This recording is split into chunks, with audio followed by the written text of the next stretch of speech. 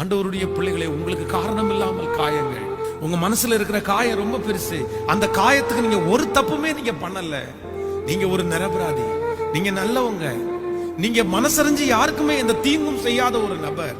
உங்களுடைய இருதயம் அப்படியே வெளிப்புறமான இருதயம். ஆனா நான் நம்புறேன், நீங்க இன்னைக்கு காயப்பட்டு நிற்கிறதுக்கு வேற எதுவுமே காரணம் இல்ல.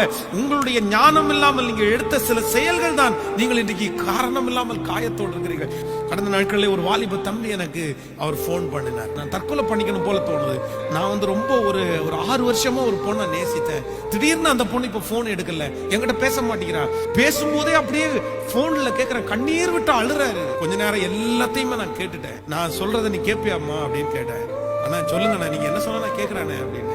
உன்னையே நேசிக்காத, உன்னையே விரும்பாத, உன் அன்பை மதிக்காத ஒரு பொண்ணு உனக்கு வேணும்னு நினைக்கிறது உனக்கு தப்பா தெரியலையா அப்படின்னு கேட்டேன்.